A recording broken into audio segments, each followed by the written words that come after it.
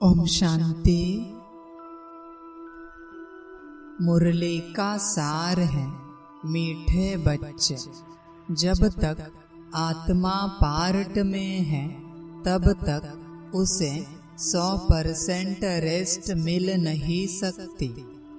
Rest मिलती है निर्वाण धाम में, वहाँ कोई पार्ट नहीं। प्रश्न है, जो बच्चे चलते चलते पढ़ाई से थक जाते हैं, उन्हें फिर कौन से संकल्प आते हैं जो विकल्प का रूप ले लेते हैं? उत्तर है 1 नंबर, उन्हें बाप को छोड़ देने के अर्थात फारकती देने के संकल्प आते हैं। बाबा कहते, यह संकल्प आना भी विकल्प है। ऐसा संकल्प करना भी पाप है। पढ़ाई न पढ़ना माना ही थक जाना। ऐसे बच्चे अपना खाना खराब कर देते हैं। 2 नंबर, अगर किसी बात के कारण कोई माता पिता से रूठ जाते हैं तो वह 21 जन्मों की बादशाही गंवा देते हैं। गीत है, आज अंधेरे में है इंसान। ओम शांति। यह है भक्ति का गीत व प्रार्थना। किसके पास प्रार्थना करते हैं? भगवान के पास। परंतु घोर अंधियारे में होने कारण भगवान को जानते ही नहीं, तो अब सुने कौन? जब भगवान उन्हों की पुकार सुने तब आकर ज्योति जगाए। परंतु बच्चे भगवान को जानते ही नहीं, तो सुनेंगे फिर कैसे? अभी तुम सम्मुख बैठे हो, भगवान तुमको घोर अंधियारे से घोर सोझरे में ले जा रहे हैं। गाते भी हैं ब्रह्मा की रात और ब्रह्मा का दिन। रात में दर दर भटकते भी बहुत हैं। पहाड़ों पर टिकाने मंदिरों मस्जिदों में जाते हैं, परंतु भगवान मिलेगा कहाँ? भगवान का जन्म भी भारत में मनाते हैं। शिवरात्रि कहते हैं ना, बरोबर उनकी यादगार प्रतिमाएं भी भारत में हैं, परंतु समझते नहीं कि वह कब आते हैं। बिल्कुल घोर अंधियारे में है। अभी तुम घोर अंधियारे में नहीं हो। तुम नंबरवार पुरुषार्थ अनुसार सोझरे में आते जाते हो। तुम बच्चे जानते हो यह सारी सृष्टि की रचना कौन और कैसे करते हैं।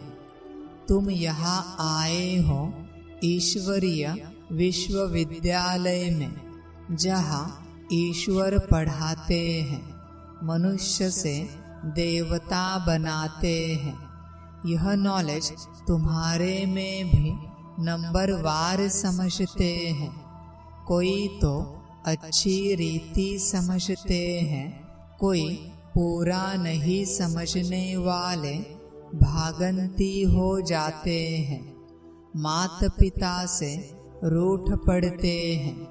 जिनके लिए गाया हुआ है आश्चर्यवत, ऐसे माता पिता से रूठ पड़ते हैं। पशन्ति कथन्ति फिर रूठ पड़न्ति। जानते हैं माता पिता से हमको 21 जन्म लिए स्वर्ग की बादशाही मिलती है, फिर भी भूल जाते हैं। बाबा ने समझाया है, जिसको शांति कहा जाता है वह मिलती ही है शांति धाम अथवा निर्वाण धाम में। उसको मुक्ति धाम भी कहा जाता है। अगर कोई कहे हम 100% रेस्ट में हैं, परंतु यह अक्षर कोई है नहीं, सारे दिन में कोई न कोई कर्म जरूर चलता है। हाँ, अल्पकाल के लिए रात के नींद को रेस्ट कहते हैं, क्योंकि आत्मा कहती है मैं सारा दिन काम करके थक गई हूँ, अब रेस्ट लेती हूँ। अपने को डिटैच कर देते हैं। यह तो जानते हो बाप रहते ही हैं शांति देश में, या ऐसे समझते हो कि परम पिता परमात्मा वहाँ रेस्ट में रहते हैं। परमात्मा रेस्ट में तब रहते हैं जब उनका पार्ट नहीं है। मुक्ति धाम में कोई काम नहीं करते हैं। यह बड़ी समझने की बातें हैं। अभी तुम्हारी बुद्धि का ताला खुलता जाता है। बाप कहते हैं तुमको पता है मैं रेस्ट में कब रहता हूँ, जबकि तुम बच्चे स्वर्ग में सुख में रहते हो। वहाँ तुमको सुख शांति है, उसको रेस्ट नहीं कहा जाएगा। रेस्ट में तब कहें जब तुम्हारा कोई पार्ट नहीं है। तुम जब स्वर्ग में हो तो मुझे कोई मेहनत नहीं करनी पड़ती। मैं वहाँ यानी घर में शांत में रहता हूँ। शांति का दूसरा अक्षर वहाँ रेस्ट कहेंगे। यहाँ तो रेस्ट में रह नहीं सकते हैं। आत्मा कहती है मैं रेस्ट में तब हूँ जबकि रात को नींद करती हूँ। उस समय रेस्ट में हूँ या शांत में हूँ, बात एक ही है। रात को अशरीरी बन जाते हैं, शांत हो जाते हैं, फिर उठते हैं तो कर्म में आते हैं, फिर भी अनरेस्ट हैं।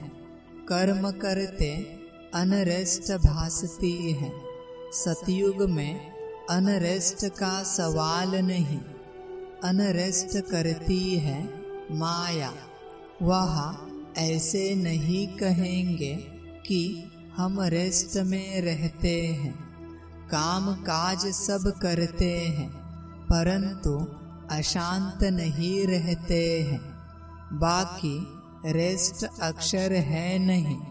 समझो कोई कहते हैं हम शिमला जाते हैं रेस्ट के लिए, परंतु रेस्ट का अर्थ नहीं।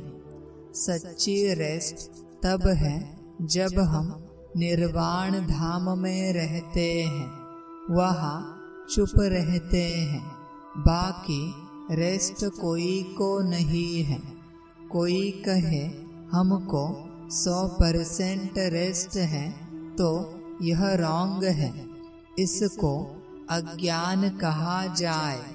हाँ, यह जरूर कहा जाएगा पढ़ाई नहीं पढ़ने चाहते तो रेस्ट लेते हैं, न पढ़ना रेस्ट लेना यह तो फिर थकना हो गया।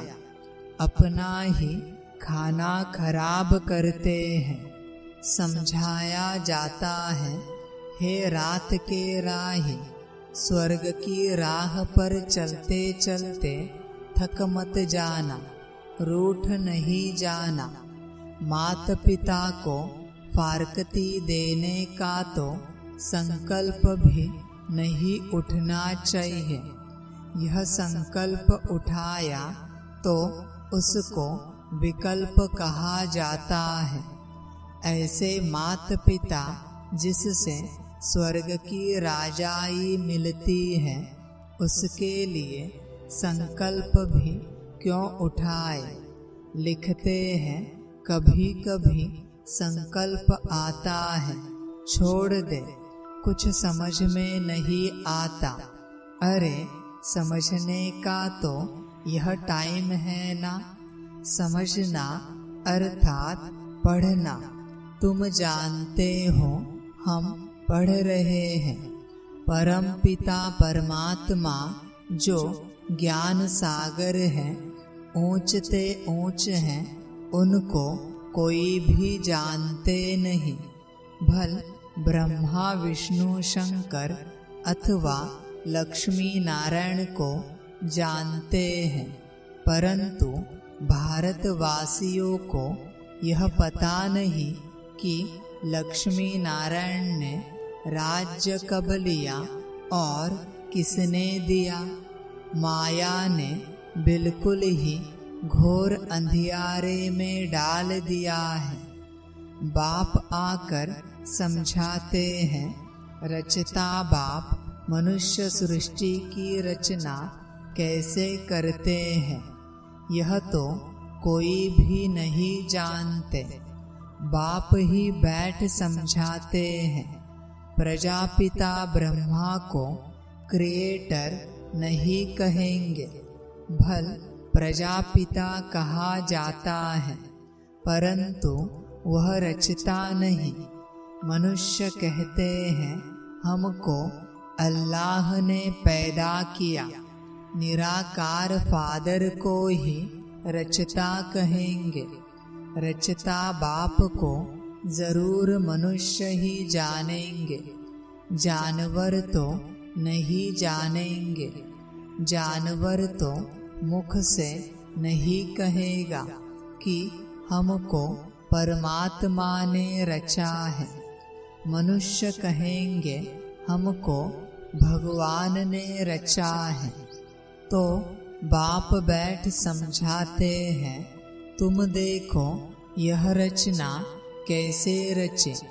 पहले पहले रचना होती है मुख वंशावली की।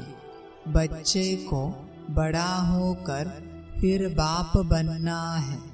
यह बेहद का बाप कहते हैं, देखो मैं भी कैसे रचना रचता हूँ। इनमें प्रवेश कर इनको मुख द्वारा कहता हूँ, हे आत्मा तुम मेरी हो, मैं तुम्हारा बाप हूँ। फिर इनके द्वारा तुम बच्चों को रचता हूँ। तुम हो मुख वंशावली। अज्ञान काल में भी कहते हैं ना, जैसे हैं तैसे हैं मेरे हैं। बाप भी ऐसे कहते हैं, तुम ब्रह्मा के बच्चे बन जाते हो, तो अभी तुम हो मुख वंशावली, फिर तुम कुख वंशावली भी बनेंगे। बाप कहते हैं तुम मेरे हो, फिर तुम दैवी घराने में जाएंगे। बाप यह ईश्वरीय रचना कैसे रचते हैं, यह कोई भी समझ नहीं सकते। बाप समझाते हैं, यह यानी ब्रह्मा भी कहते हैं, मैं भी मुख वंशावली बनता हूँ।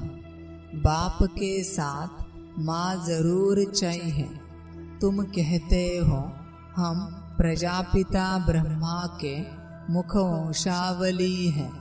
शिव बाबा ने हमको अपना बनाया है, उनको शरीर तो चाहिए ना। शिव बाबा को तो शरीर नहीं है, शरीर का लोन लेते हैं, फिर कहते हैं तुम मेरे हो। इसको कहा जाता है मुख वंशावली। शिव बाबा इस मुख से इस वन्नी यानी स्त्री द्वारा कहते हैं कि तुम मेरे बच्चे हो। बाप ही समझाते हैं, और कोई शास्त्रों आदि में यह बातें हैं नहीं। तुम अभी सुनते हो, फिर प्राय लोप हो जाएगा। इस समय है घोर अंधियारा, बाप आकर रोशनी करते हैं। तब तो ब्रह्मा की रात, ब्रह्मा का दिन गाया हुआ है। कुछ तो है ना गाया हुआ है, झूठ तो झूठ, सच की रत्ती नहीं। परंतु बाप कहते हैं, प्राय कुछ न कुछ रहता है, प्रलय नहीं हो जाती। थोड़े रहेंगे, फिर झाड़ वृद्धि को पाता है। मनुष्यों ने फिर महाप्रलय दिखाई है, परंतु महाप्रलय कभी होती नहीं।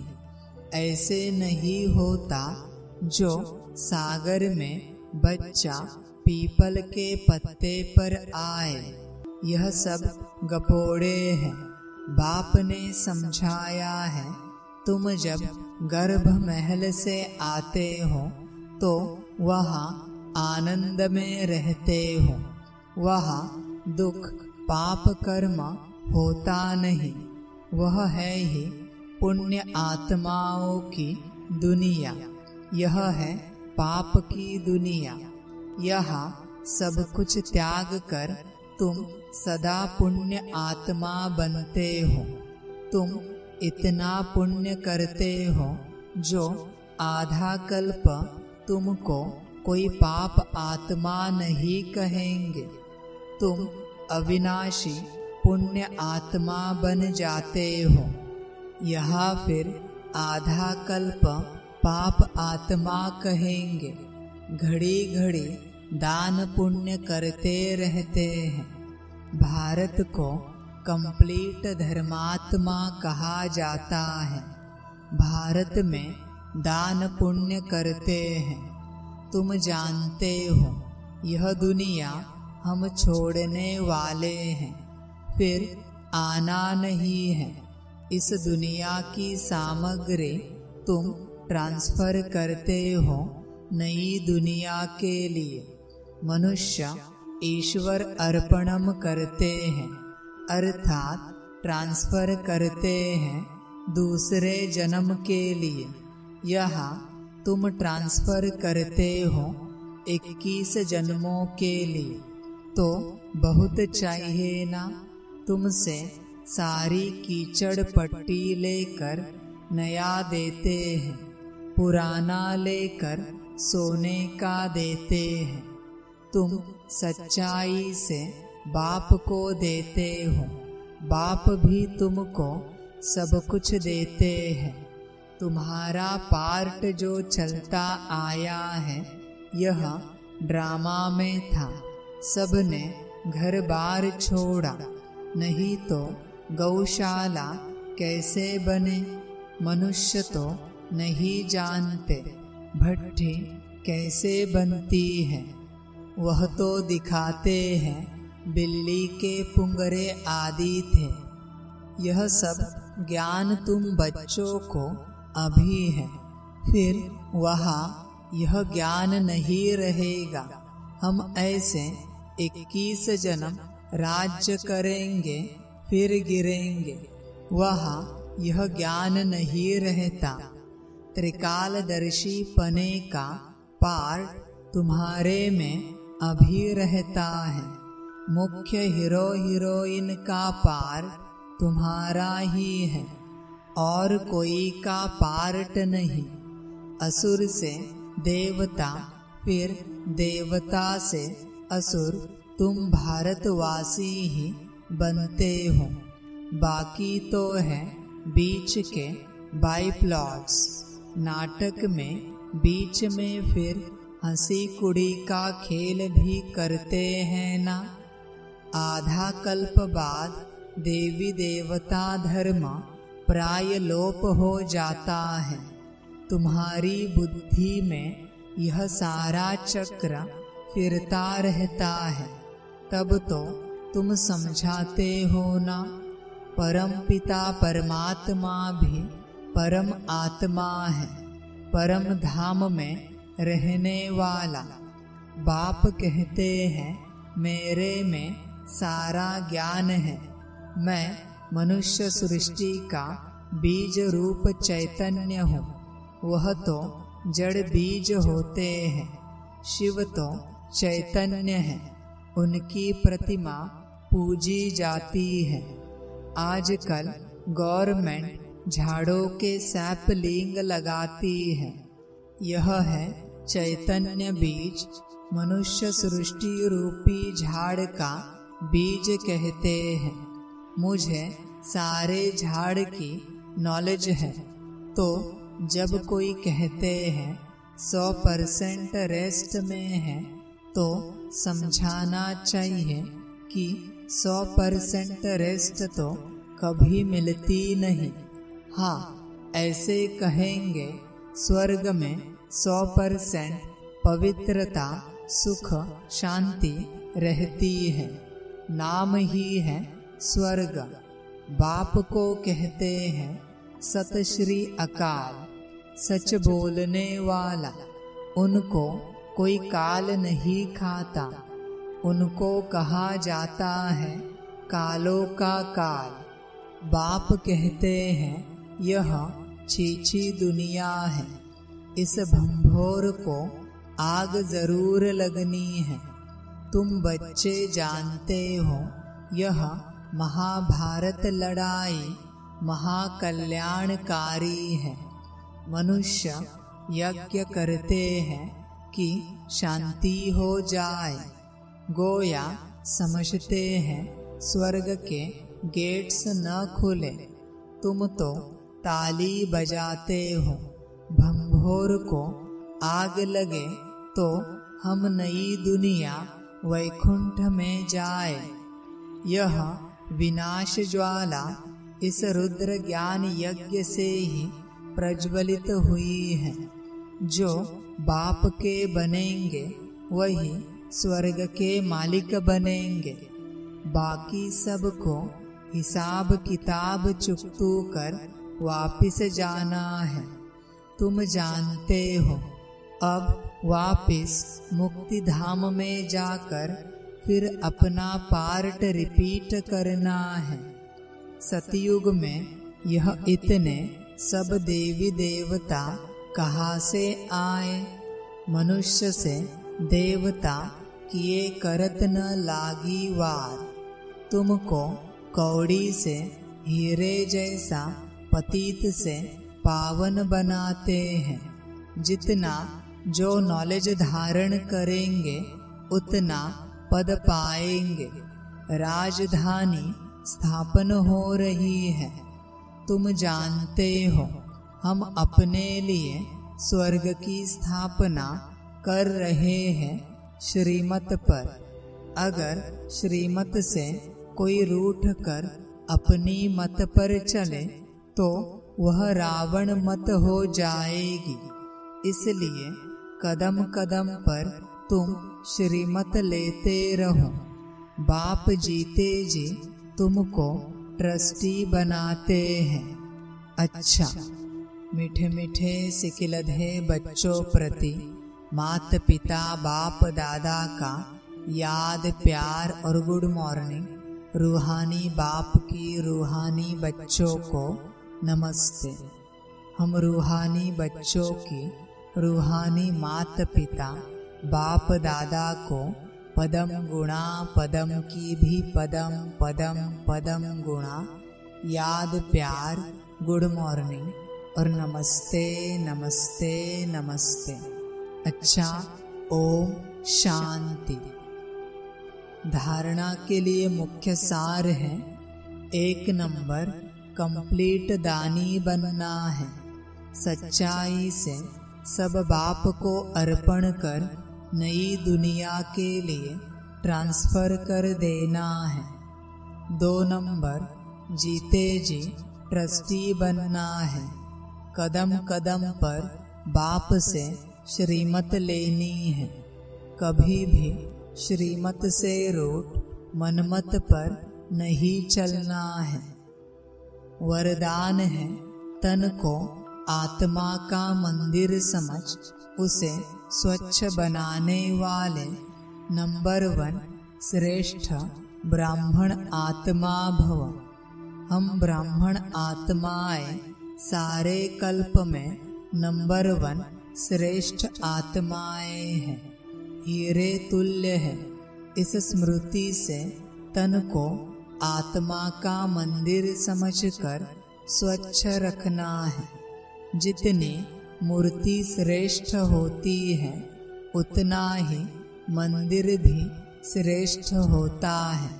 तो इस शरीर रूपी मंदिर के हम ट्रस्टी हैं। यह ट्रस्टीपन आपे ही स्वच्छता व पवित्रता लाता है। इस विधि से तन की पवित्रता सदा रूहानी खुशबू का अनुभव कराती रहेगी। स्लोगन है, रूहानियत में रहने का व्रत लेना ही ज्ञानी तू आत्मा बनना है। अच्छा, ओम शांति। मेरा बाबा, मीठा बाबा, प्यारा बाबा, पदम गुणा पदम गुणा पदम गुणा। शुक्रिया बाबा, शुक्रिया बाबा, शुक्रिया बाबा। अच्छा, ओम शांति।